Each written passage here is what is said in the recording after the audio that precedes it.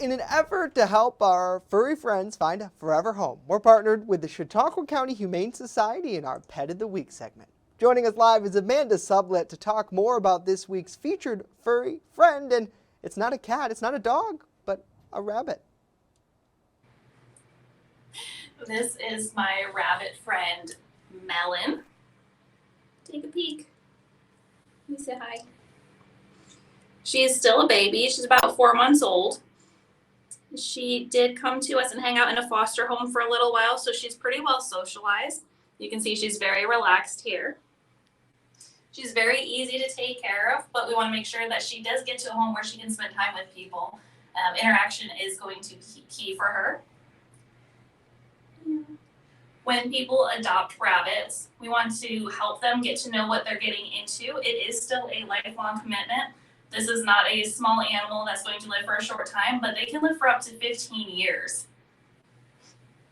Wow, yeah, that really is a good amount of time. A lot of people, when they think of rabbits, they might think of it's like having a guinea pig or something like that. But it seems like the way you're sitting with her, you can actually socialize with her. She's not a cage animal, for example, right? No, it is so much better for them to be able to run loose. A lot of people think traditionally their little rabbit hutches with a little bit of space to run around in the grass is enough for them. They actually need more exercise than that. They're very active in that sense.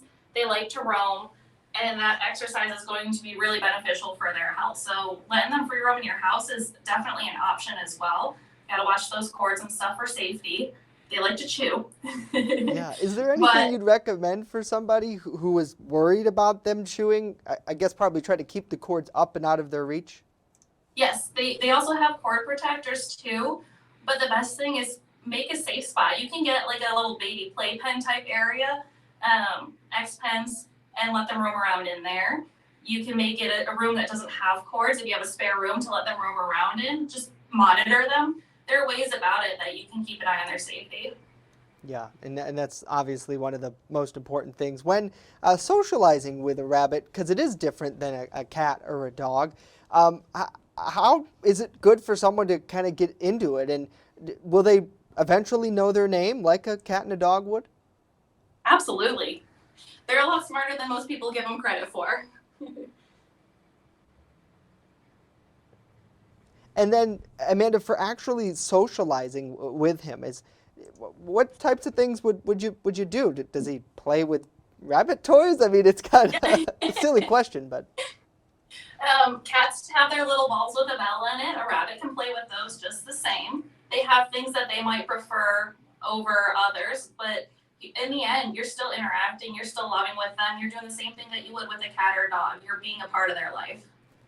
yeah, and that's all anybody wants, whether you're a cat, a dog, a bird, or in this case, our friend Melon the rabbit. Amanda, thank you so much for coming on the show today.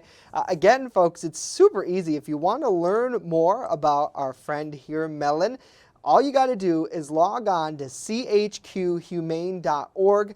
He actually has a special tab on that site if you're looking for other animals.